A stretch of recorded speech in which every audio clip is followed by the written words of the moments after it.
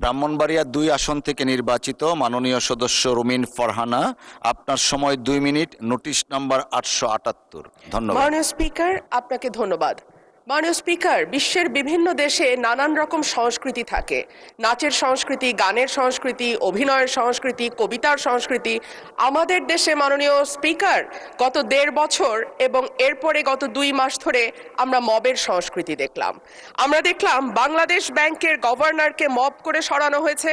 আমরা দেখলাম বাসসের প্রধানকে মব করা হয়েছে। বরিশাল আদালতের প্রাঙ্গণে মব হয়েছে। সুপ্রিম কোর্ট লয়ার্স রুমে মব হয়েছে। ডেইলি স্টার, প্রথম আলো ভাঙা হয়েছে। চট্টগ্রামে ১.৫ বছর আগে নেচে গেয়ে নাচ এবং গানের মাধ্যমে মব তৈরি করে ছিনতাইকারী সন্দেহে পিটিয়ে মারা হয়েছে। কুষ্টিয়ায় একজন কথিত পীরকে পিটিয়ে মারা হয়েছে কিছুদিন আগে। মাননীয় স্পিকার, আমাদের সম্মানিত মাননীয় স্বরাষ্ট্রমন্ত্রী আজকে উপস্থিত আছেন। উনি একবার না, দুইবার না, কয়েক দফা আমাদেরকে আশ্বস্ত করেছিলেন বাংলাদেশে আর মবের কালচার হবে না। উনি আমাদেরকে আশ্বস্ত করেছিলেন বাংলাদেশে বিচারহীনতার সংস্কৃতি হবে না। উনি আশ্বস্ত করেছিলেন বাংলাদেশের মানুষ ন্যায় বিচার পাবে। কিন্তু আমরা দেখলাম একটির পর একটি জায়গায় মবের ঘটনা ঘটেই চলেছে। আজকে আমাদের স্বরাষ্ট্রমন্ত্রী উপস্থিত আছেন।